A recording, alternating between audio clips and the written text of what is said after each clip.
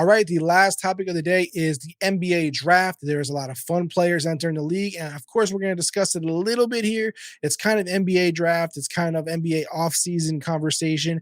There's a lot happening, as we talked about earlier in the episode. NBA free agency is also coming up, it's also approaching, and there's guys like Kyrie Irving and these other names floating around that teams are interested in. There's a couple of different veterans that are game changers. There's the Dame Lillards of the world. There's just a bunch of different options out there. And so that's a big deal. But also the NBA draft is literally next week. Well, depending on when you're watching this, but it's next week for me as of right now. And there's a lot of things going on. There's going to be tons of rumors. There's going to be tons of stories. There's going to be truths. There's going to be false narratives. There's going to be all of that. All right. Let's start with one of the most interesting, what I think is most interesting storylines that's popped up of the draft. Is it real? Is it just a talking point? Is it just for clicks? I don't know yet.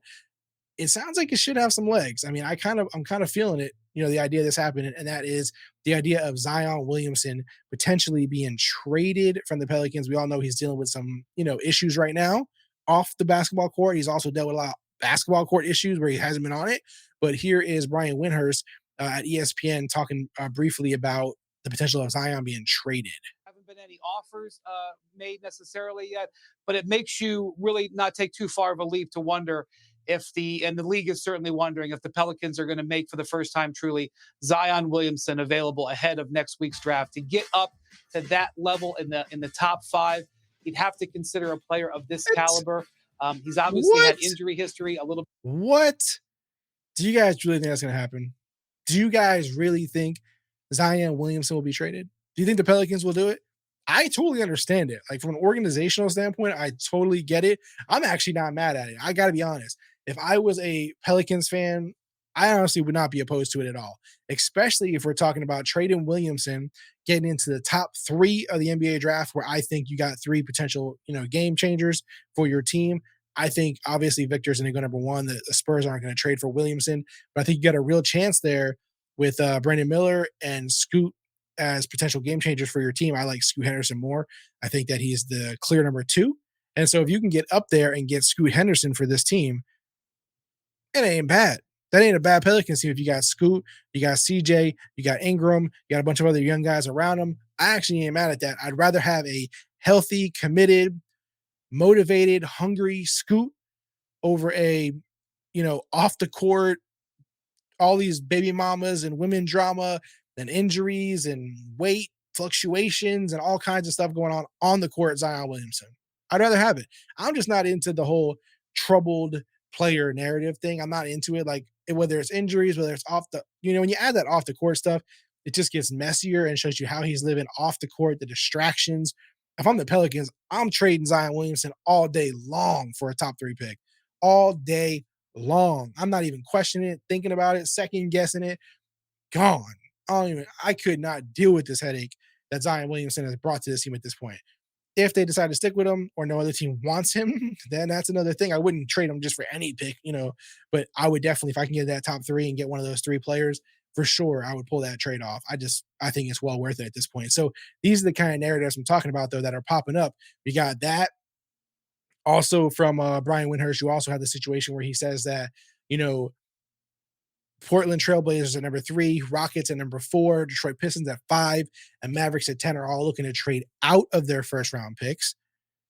Is that true? Again, I'm not sure. Is it, is this what he's hearing? Is it just a rumor? Is it just smoke screens? We'll see how that, plays out. But if it's true, there's a lot of teams here with the opportunity to, trade up. And I can see it potentially being some of these teams that are playoff teams who want to infuse the team with a young talent. They think they're, one player away, and maybe it's just a young player that they can figure that out. A lot of teams like to trade future draft picks. Like in the NBA, they trade picks like way down the line. Like, we just seen a trade the other day for 2029 pick. It's just like, what? Anyway, this happens in the NBA, so it's totally possible. You also have teams who are like kind of in that 6, 7, 8, 9, 10, 11, 12, 13, 14 range who may want to trade up. Like the Magic, for instance, can trade their 6 and 11 pick maybe for number 3. That's potentially, an available option as well. So this is, an interesting dynamic, being added into the flow of things. If all those teams are honestly looking to trade out of their early draft pick. On top of that, again, I keep going back to the fact that there's going to be rumors, there's going to be smoke screens, there's going to be players' names floated out there. We're going to start seeing stuff like this. Golden State Warriors are pursuing a trade of Jonathan Kuminga for a high draft pick. Is it true? Does it really have legs? Like, is it a really legitimate thing that they're really pursuing? Or are they just putting feelers out there? Are they trying to, kind of test the waters and see, like, hey, can we get ourselves a high draft pick? Because again, the Warriors, another team. That's what I'm talking about. These playoff teams, these borderline finals teams, these teams that are right there on the cusp. They may feel like they're a certain player away. They like a guy at the top of the draft. They go, hey, we'll offer up this young player, or we'll offer up this vet and a bunch of money and all this kind of stuff, all these draft picks. You let us get that one player. You let us get that one player we think we're away from a championship or the future of our team. Sometimes it's like, you got a bunch of fading players, a bunch of older players, and you're like, how do we restart this next generation of our team? This is a situation where you're going to see tons of stuff like this happening. Again, I don't know how realistic this particular one is. It may be real, it may not be. We'll see. Again, who knows, right? What we do know for sure in the NBA draft is the fact that Victor Wembanyama is a monster, And and he's that's about to something enter we're the gonna have league, to and keep it's about an to eye get on crazy. because And I mean, just look at these highlights, guys. I mean, just for 1 second, let me give it more screen time. I mean, this is crazy. This guy is ridiculously good, and there's just no question about it. There's no question about how good he is. There's no question the kind of player the Spurs are about to get. It's pretty incredible. He does stuff that at his size just shouldn't be done, shouldn't be possible, or we haven't seen possible. It's it's impressive. It's impressive. And so, he's entering the league. He's going to, you know, the Spurs. There's no question about it. They're getting this game changing talent. It's actually a great, landing spot for him overall. He looked very happy about it. Obviously, they're happy about it. I think it's a great team. They just, they keep landing these guys, right? Like they've had, some pretty good luck with these tall, big men who can really change the game. And so here we go. That'll be an interesting one. Again, he's the guaranteed number one pick. There's no question about it.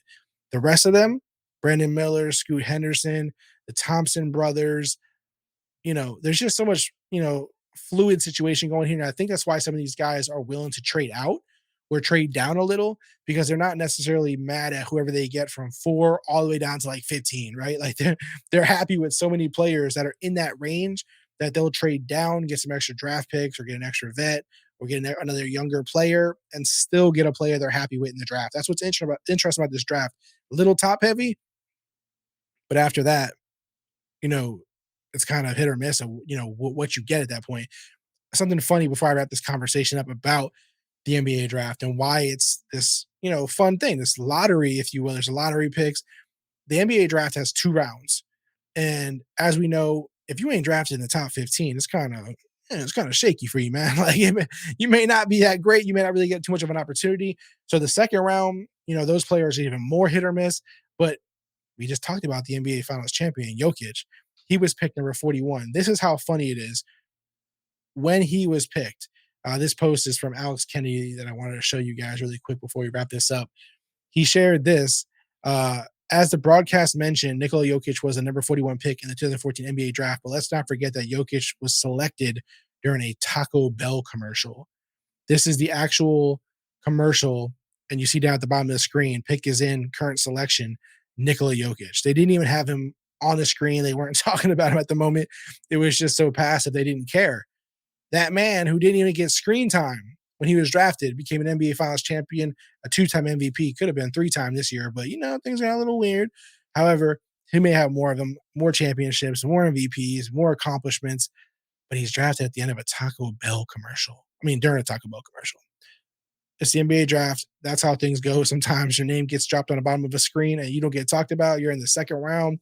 People don't care about you as much, except people who are diehard gurus or diehard fans who just get excited about whoever their team picks up. And you're a Nikola Jokic, and you go, I'm going to overcome all of that. I'm going to believe in the process. I'm going to believe in my work ethic. I'm going to be in a good situation with my team. I'm going to be a team player. I'm going to work hard, and I'm going to be a 2-time MVP. I'm going to be an NBA Finals champion. He's out here crushing it. Second round pick. So it doesn't matter. You don't have to be a top 3 pick. You don't have to be a top 13 pick, top 15 pick, top 20 pick.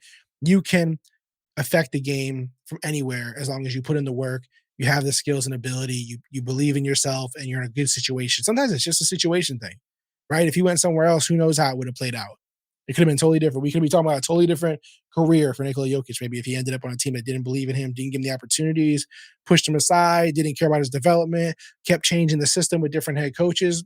Who knows how it could have played out then?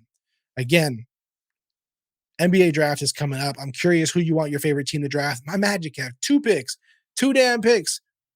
It could be a crazy draft. They could trade up for them. They could trade for a vet. They could draft 2 players. I'm excited about it. Obviously, I'm very excited about the NBA draft. I want to know who you want your team to pick. And if you don't care about who your team picks, who's your favorite player in the draft? Who do you think is the biggest game changer, or the assassin at a certain position, a shooter, a rebounder, a defensive, juggernaut? Who do you like the most in the NBA draft? Who do you want your team to take? Put it in the comments. Let's chop it up and talk about it. Don't no Magic jokes. So no Atlanta Magic slander. No Atlanta Magic jokes. None of that shall prosper in the comments. Nah, I really appreciate you guys.